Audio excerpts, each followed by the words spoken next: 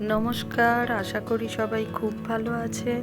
মনের কোণে নতুন একটা ব্লগে আপনাদের অনেক অনেক স্বাগত। এখন সন্ধে 8:30টার মতো বাজে। আমরা চলেছি গ্রামের বাড়ির উদ্দেশ্যে। আজ বিকেল থেকে আবার মুষলধারে বৃষ্টি শুরু হয়েছে জানেন।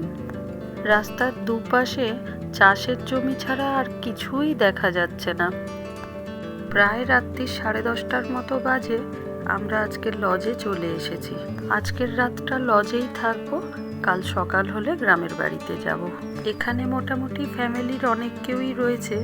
মেরুন শাড়ি পরাতে মা, পিছনে লাল শাড়িতে আমার ছোট দেওরের বউ, আর তার পিছনে রয়েছে আমার ছোট ননদ।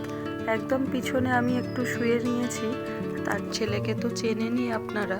আর এই যে শুয়ে রয়েছে পিঙ্ক কালারের গেঞ্জি পরে, ওটা আমার ছোট নন্দাই। আর তার পাশে রয়েছে ছোট দেওর আর বড় ননদ। 3টে রুম নেওয়া হয়েছে, কিন্তু সবাই আমরা এক জায়গায় বসে একটু গল্পগুজব করছি। আর এনার সঙ্গে পরিচয় করাই, এটা হলো কডি, আমার ছোট ননদের প্রিয় পোষ্য।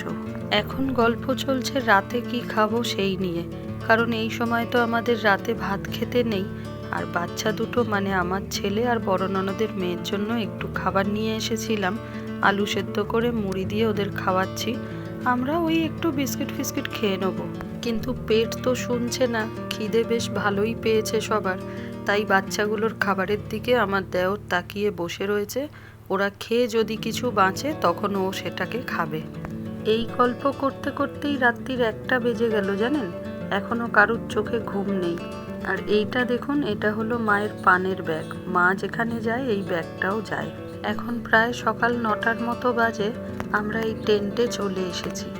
আগামী 5 দিন আমাদের ঠিকানা এই টেন্টেই। টেন্টটা ব্লু কালারের ছিল তো, তাই দিনের আলোয় কিরকম যেন অন্ধকার দেখাচ্ছে, ভালোভাবে বোঝা যাচ্ছে না। পরে সন্ধেবেলায় লাইট জ্বললে আপনাদের ভালোভাবে ঘুরিয়ে দেখাবো। এখনো সবাই এসে পৌঁছতে পারেনি। এক এক করে স্নান করে আমরা বেরিয়ে এসেছি যে যার মতো। লজ থেকে এই বাড়িটার দূরত্ব প্রায় 20 মিনিটের মতো। মা আর এলিনা ওর বাচ্চাটাকে নিয়ে ছোটু মানে আমার ছোট নন্দাইয়ের গাড়িতে করে চলে এসেছে। আর আমি বাপি মানে আমার ছোট দেওরের সঙ্গে বাইকে করে চলে এলাম। ছোটু আবার লজে ফিরে গেছে 2 ননদকে আর আমার ছেলেকে আনার জন্য। এর আগে এরকম গ্রাম্য পরিবেশ আমি কোনোদিনই দেখিনি।